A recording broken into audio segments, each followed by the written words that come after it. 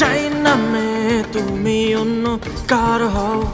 গায়ক হিসেবে দেশ সেরা হলেও সংসারে খুব একটা সুবিধা করতে পারছেন না হৃদয় খান। তৃতীয়বারের মতো বিবাহ বিচ্ছেদের পথে হাঁটছেন তিনি। হৃদয় খানের গান কেবল দেশে নয়, দেশের বাইরেও জনপ্রিয়।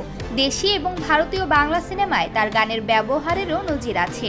অথচ একসময় জনপ্রিয় সব গানের কারণে আলোচনায় থাকা এই শিল্পী এখন বিয়ে আর বিচ্ছেদের সূত্রেই বেশি শিরোনামে আসেন। এর আগে সুজানা জাফর এবং পূর্ণিমা আক্তারের সঙ্গে বিচ্ছেদের পর বর্তমান স্ত্রী হুমায়রার সঙ্গেও সংসার ভাঙতে বসেছে হৃদয়ের। পারিবারিকভাবে বিয়ে করা স্ত্রী হুমায়রা হৃদয় খানকে ডিভোর্স দেওয়ার সিদ্ধান্ত নিলেন। জানা যায় সংসার জীবনে হৃদয় খানের আচরণে অতিষ্ঠ স্ত্রী হুমায়রা, সেজন্য তিনি নিজেই ডিভোর্স লেটার পাঠিয়েছেন গায়ককে। পারিবারিক ঘনিষ্ঠ সূত্র থেকে এই তথ্য গণমাধ্যমে ছড়িয়ে যায়। যদিও নিশ্চিত হতে গণমাধ্যম থেকে যোগাযোগ করা হলে তাদের পরিবার এই ব্যাপারে মুখ খুলতে রাজি হননি।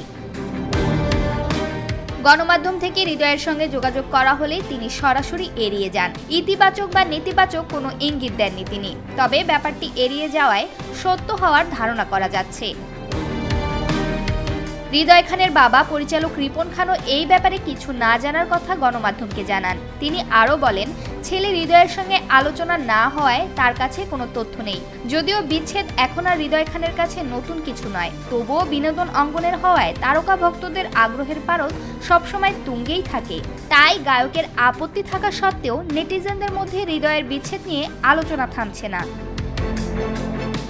ক্যারিয়ারের শুরুতে তৎকালীন জনপ্রিয় মডেল সুজানার সাথে হৃদয়ের সখ্যতা গড়ে ওঠে। সুজানা বয়সে বড় হলেও নিজের পছন্দেই 2015 সালের 1 আগস্ট বিয়ে করেন এই সঙ্গীত শিল্পী। যদিও বছর না গড়াতেই সেই বিয়ে 2016 সালের 6 এপ্রিল ভেঙে যায়। মাঝে পূর্ণিমা আক্তারের সঙ্গে বিয়ে হলেও সে সংসার টেকেনি। অবশেষে পরিবারের পছন্দে ছোটবেলার বান্ধবী হুমায়রাকে বিয়ে করেন 2017 সালের 10 সেপ্টেম্বর। দীর্ঘদিন সংসার করেও হুমায়রার সঙ্গে চিরস্থায়ী হলো না হৃদয় খানের সম্পর্ক।